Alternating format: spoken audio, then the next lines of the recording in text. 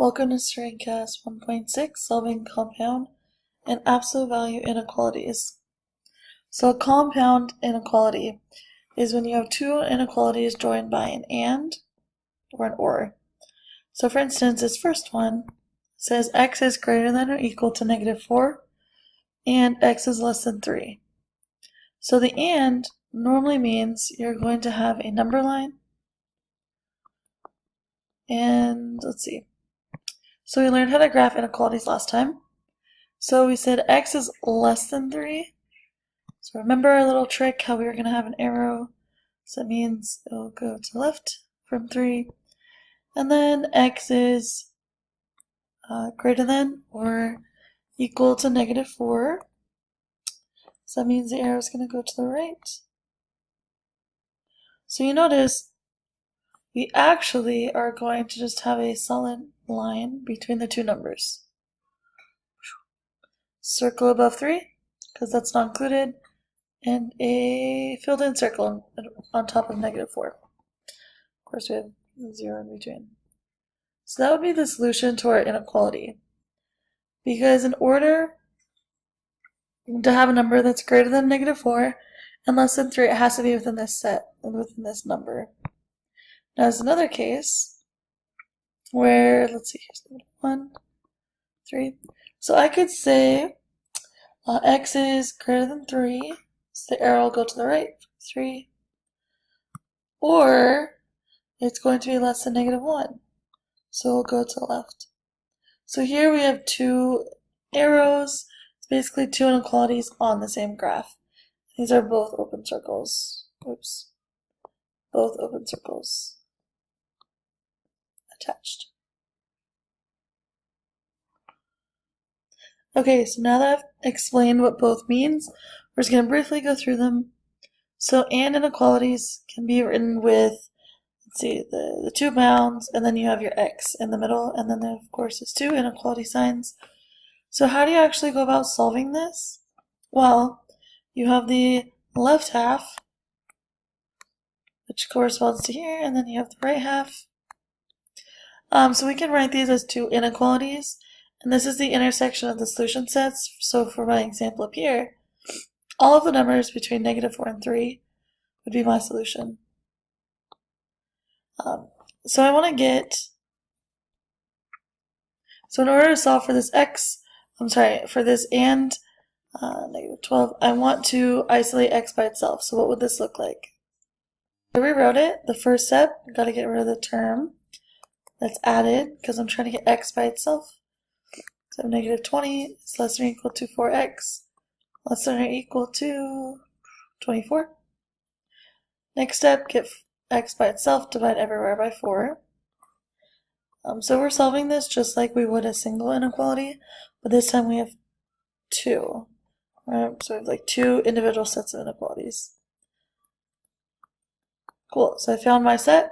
I'll be between -5 and 6. So if I get out my arrows, alright, so here I know I'm less than 6, and I could rewrite this left half. Since the variable's on the right side, if I want to know which way the arrow's going, I need the variable on the left. But x has to be greater than -5, right? So bigger than -5. So that will go to the right, and then you can see I just have the line, with filled in circle. Filled in circle, line, filled in circle. That would be my solution. Cool. So here we see that it has to be greater than or equal to -5 and less than 6. So this is what I already did. Let's see, greater than 5 goes this way, less than 6. Here's my 6. Here's -5. Cool. So if I pick a number like 10, right, let's test it. Is 10, does that fit in between? Is it greater than -5? Yeah, that's true. But 10 is not less than or equal to 6. That's not true. So that shouldn't be in our solution. So I know I'm going to be cut off at 6 right here. I can try -10. Is -10 greater than or equal to -5? That's not true. So I know that I do have a cutoff at 5.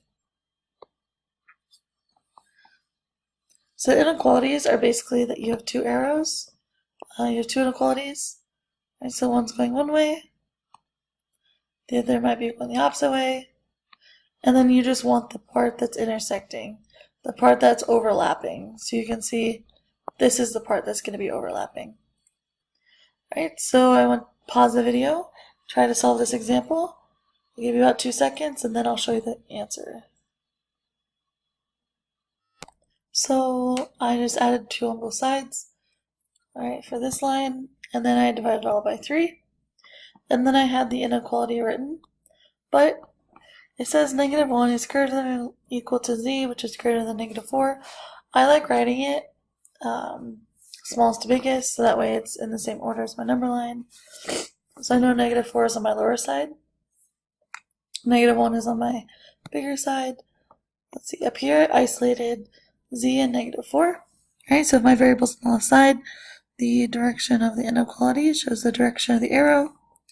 Down here, I just rewrote it. Alright, so if here's -1 is greater than z, you can say, okay, well z will be less than or equal to -1. So I just drew it, no surprise, it's a single line, because it's an and.